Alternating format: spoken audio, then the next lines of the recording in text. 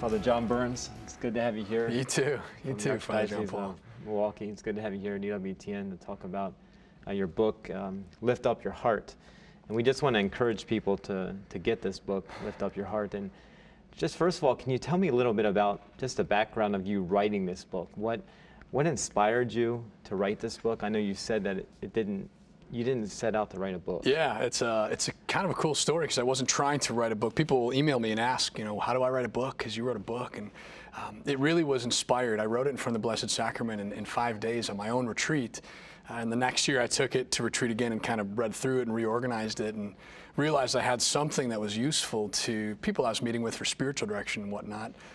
And so I just kind of received it from the Lord and said, okay, Lord, I'll use this with people who are looking to get started on the way to holiness. And that's that. I mean, years later, Ave Maria emailed and asked if I wanted to write a book. I was a pastor. I said, I don't have time to write a book, but you can print this thing that I wrote in front of the Eucharist if you'd like. And here we are. It's a book. It's published. And yeah, it's very humbling, actually. And what is it focused on? Yeah, so it's based on the meditations of St. Francis de Sales, who is a master, a spiritual director, and a lot of people today are looking for spiritual direction or what to do about, how to get life in order, how to go deeper in their faith. And he knew that in his own experience as a pastor, and so he wrote a set of meditations to get people started, because he realized you can't really start on the journey to holiness until you know where you're headed, which is heaven, hopefully. Sure. And so he set up these 10 meditations at the beginning of his book, Introduction to the Devout Life. So you have to pray through these 10 topics before we can really begin.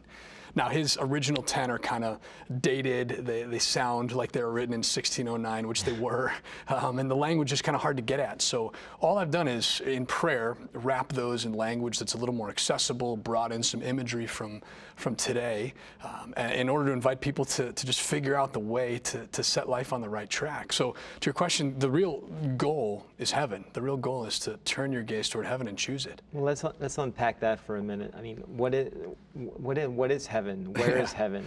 Because, we want to make it attractive to people.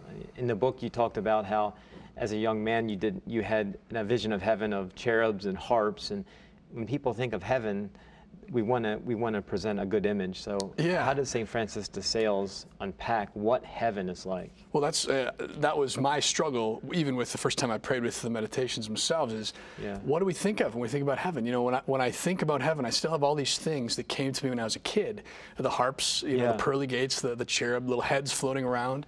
And it's good to use images, but when you think about it, if that's how I think of heaven or you think of heaven, the idea of spending an eternity sitting on a cloud with a harp and a bunch of angels floating around is creepy. It's kind of weird and it's not attractive. And so what's the motive to live for that? If the church says our goal is to follow Christ through the narrow gate into heaven, if I don't want to be in heaven, why am I going to choose to live what the church tells me is the way there?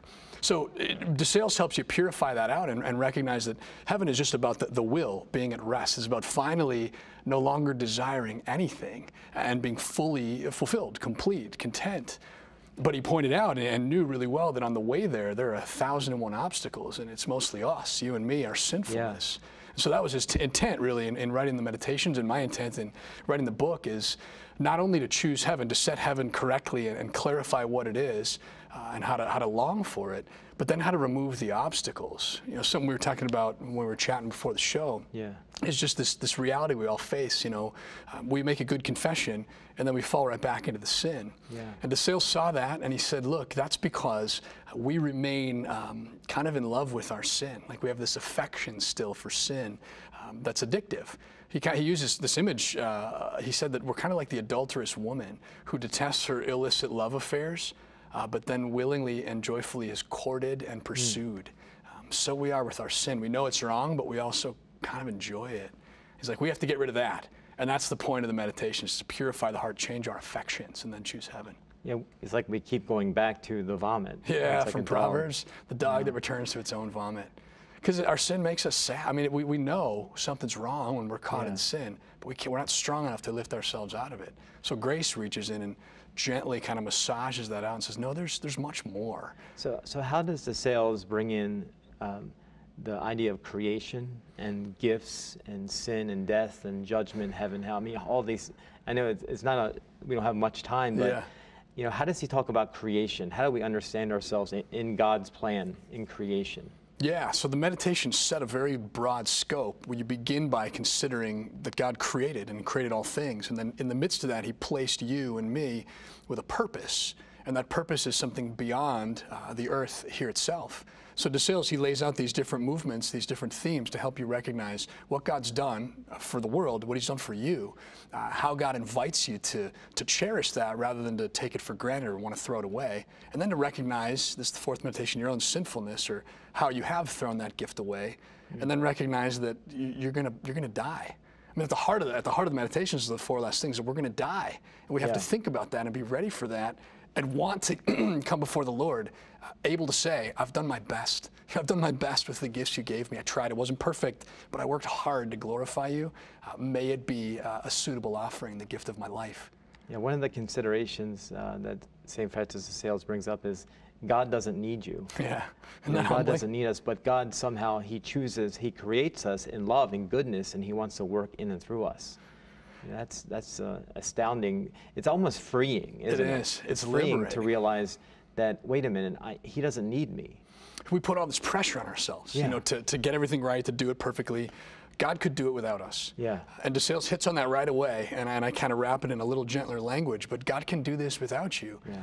But the beauty is he chooses you, he wants to do it through you and with you, and ultimately he wants to be glorified by the way you participate in that. And that's both liberating, the pressure's off, but it's also very exciting. I mean, it makes for something of an adventure. We can say God has this plan, and he placed me in the midst of this plan because he has a way that he wants me to cooperate with his grace and to let it just overflow so that creation becomes more beautiful. My life shines with his glory. Souls turn to him because he's shining through me, through you. It's just exciting. Well, Father, when we come back, we'll bring in some of the aspects of the four last things, and really, how does forgiveness tie into this? Because forgiveness is all throughout the gospel, and obviously every single Christian writer talks about forgiveness. So absolutely, it's a topic we need to hit.